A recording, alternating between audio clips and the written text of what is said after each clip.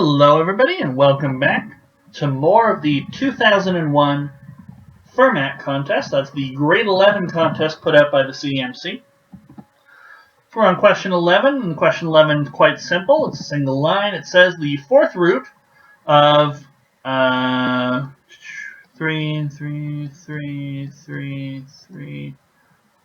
So that's 2 quadrillion 1,200,120,012,001.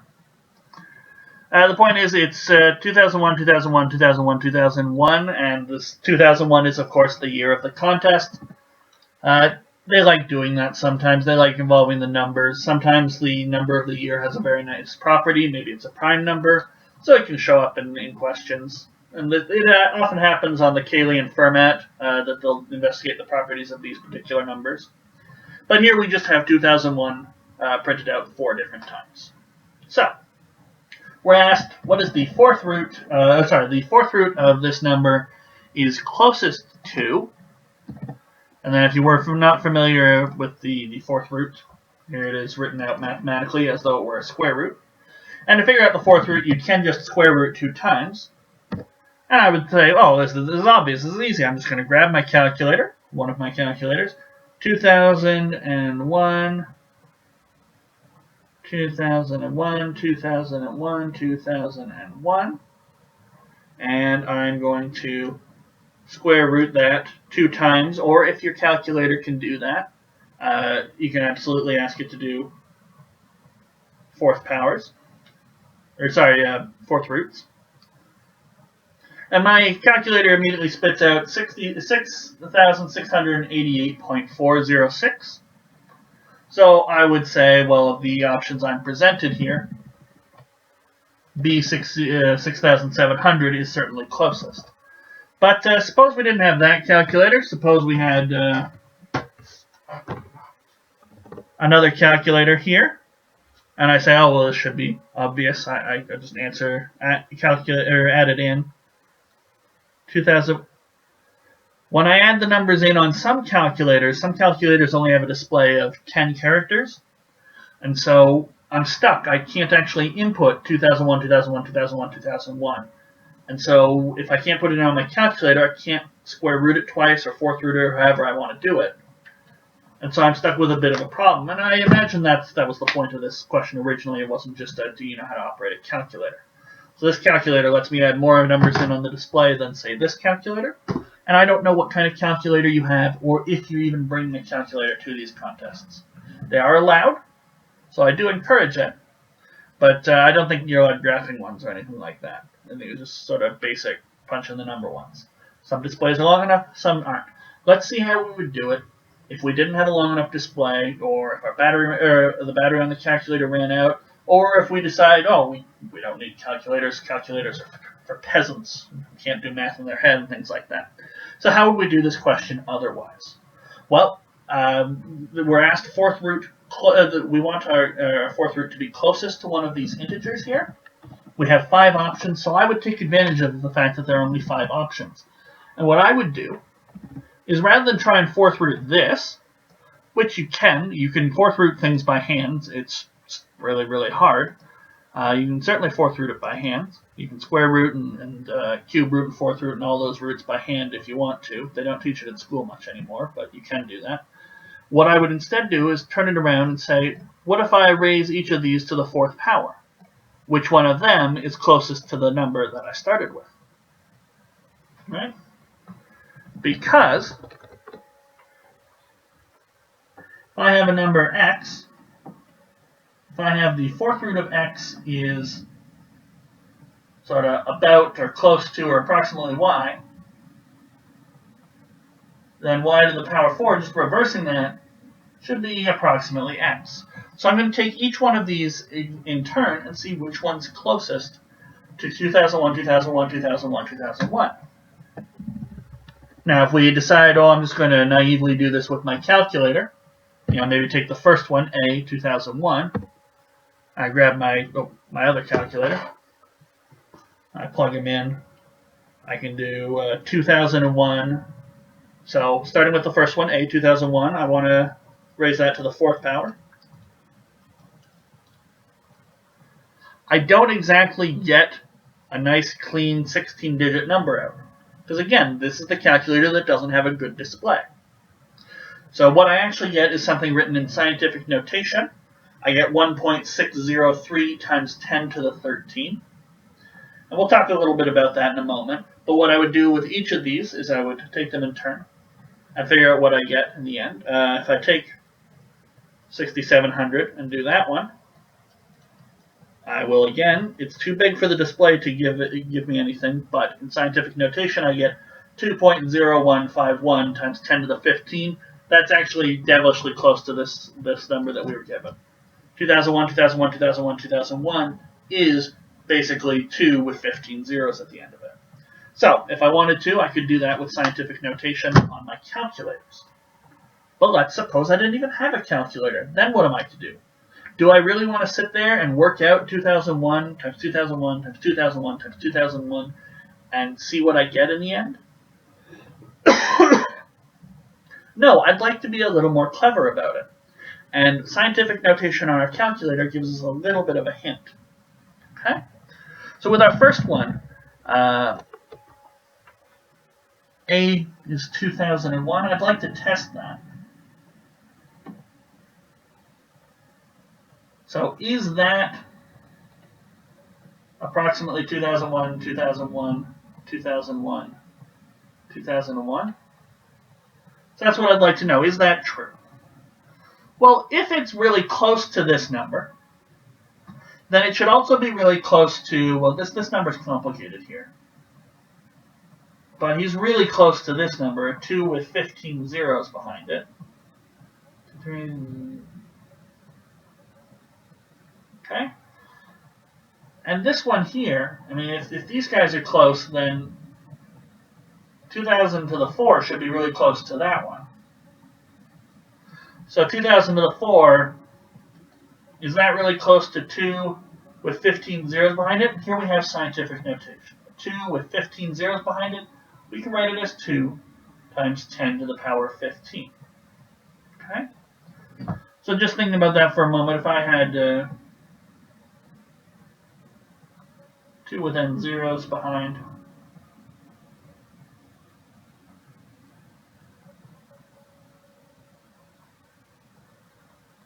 as a quick example, if I had 5 times 10 to the 3, that's going to be a 5 with 3 zeros behind it. Or we can actually work that out. It's 5 times, well, what's 10 to the 3? That's 1,000. It is 5,000. So scientific notation basically tells you how many places you have after your initial number. So that's 2 times 10 to the 15. And 2,000, well, that's actually 2,000. We can express that in scientific notation. That's 2 times 10 to the 3. We're going to raise all that to the 4. Okay? So here what we're doing is we're saying the number 2001, 2001, 2001, 2001 is really hard to work with, but it's so close to a 2 with 15 zeros on it, and we're already estimating a ton of stuff. Why don't we just go that extra little bit and estimate a little more? We'll round off the number that we're raising to the 4th power, and we'll round off our target number so that they're basically multiples of powers of 10. They were going to be very easy to compute and compare with. Okay? And when we do that, given the wide range of numbers we have, I mean, look at the potential answers we have. 2001, 6,700, 21,000, 12,000. All of these are basically going to be very far apart when we raise them to the 4th power. The only ones that are even close would be A and E. So if it turns out that A and E are both really close to this number, then we'll have to do a little more investigation. But odds are it's going to be one of these 5, so it's probably going to be very far apart from the others. Okay? So what we can do is we can round. 2001, well, we can make that basically 2,000. 6,700, we could probably basically just make that 7,000. 21,000, that's already an approximation, but if we wanted to, we could say 20,000. 12,000, we could probably just leave it there. Or we might say 15,000 or 10,000. You know, those are just vague approximations. We're just trying to get in the ballpark. Maybe we just want the right number of digits first. Okay? So that's the way we're approaching this question, because we don't have a calculator with a lot of decimal places. We don't even have a calculator that's given us scientific notation. We either have sort of a drugstore calculator that only has 8 places and can barely do a square root, or maybe we didn't even bring a calculator. So, back to the actual calculations at hand. Here are our approximations, but these are much easier to work with. 2 to the 4, well, that's 16, times 10 to the 3 to the 4, well, we just multiply the exponents. That's 10 to the 12. So that's basically 10 times 10 to the 12. And that's 1 times 10 to the 13. That's off. That's two digits off. So these guys aren't that close. They're at least 100 away, that sort of thing. I believe in physics and engineering we would say they're off by 2 orders of magnitude. So how about B? Well, B is basically 7,000. So we want to raise that to the power 4 and see, is it close to 2 times 10 to the 15? Well, what's 7 to the 4? Here, even a drugstore calculator would work, or this 7 to the 4 isn't that hard to work out on your own. 2401, I believe, times 10 to the 12. Well, that's basically 2,000. And 2,000, as we sort of remarked earlier, is basically 2 times 10 to the 3. So this is going to work out to basically be 2 times 10 to the 15. Well, hey, that's exactly what we're looking for. So already in my mind, I'm thinking, well, it's almost certainly going to be B. You know, we rounded up to 7,000, so, you know, we're a little off, and that's okay. But when we did all the expansions using our simplified notation, our estimates, we got really close to the estimate of the thing we want. Okay? So now I'm thinking, well, if I do 21,000, that's 3 times this 7,000. And that's definitely going to be at least 3 to the power 4, so 81 times off this number. So that's certainly not going to be anywhere near what I want. Okay? But we continue working at it. We do each of our estimates, because we don't know which answer is right. Some might be more accurate than others, and we might have to even use a different method. But 21,000, I could either say that that's basically 20,000, or if I'm confident in my ability to raise 21 to the power 4, I could certainly do that. You know, some calculators will certainly do that. 21 squared squared. So if I raise this sucker to the power 4, I basically get 194,481 times 10 to the 12. And that's basically going to be 1 times 10 to the 17. Again, we're off by 2 digits.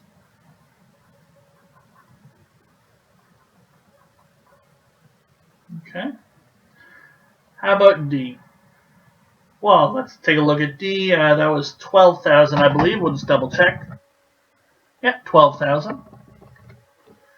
So if we think we know how to do 12 to the power 4, we could certainly do that.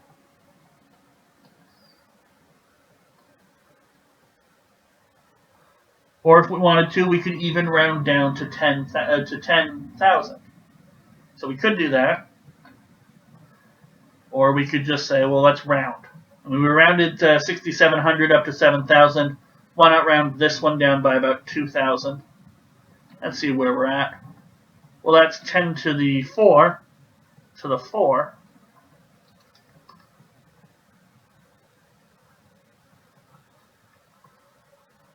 So in the end, that's going to be 1 times 10 to the 16. So we're off by a factor of 10 here. And remember, we rounded down, so the real number is going to be even bigger. So if we do 12 squared squared, we would be at about we'd be again around the 17s. Would we? No, we'd have about 2 times 10 to the 16. So it'd be off by 10 at least. So that one's off by 1. So the closest was this 7,000, which almost nailed it perfectly. How about E? Well, E was 2,100. We raise that to the 4. Well, that's going to be 21 times 10 squared to the 4. Well, we already did 21 to the power 4. That was 194481 times 10 squared to the 4, so that's 10 to the 8. So that's approximately, should have rounded that to a 2. So that's approximately 200,000. So that's 2 times 10 to the 5 times 10 to the 8. So that's going to be 10 to the 13. So the only one that's even remotely close is B.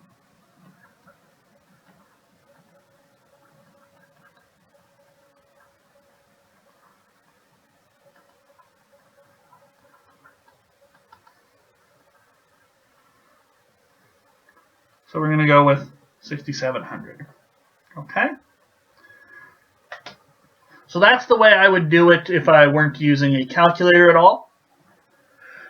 Or if I had a very limited calculator, that way I could do 21 to the power of 4.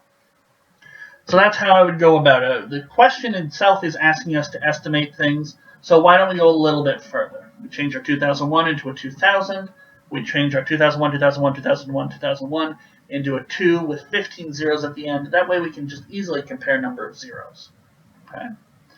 So it really came down to B or D. If we wanted to, we could do closer inspection with those. So I could just take 67 squared, figure out what that is, and then tack on the appropriate number of zeros there.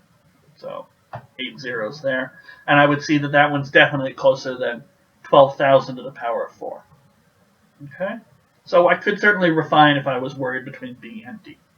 But I'm not, and that's the general estimation technique that we would use here. Is it decent? It got the job done, but it's no match for a calculator that can do scientific notation, or better yet, one that can display a larger number of digits. Okay?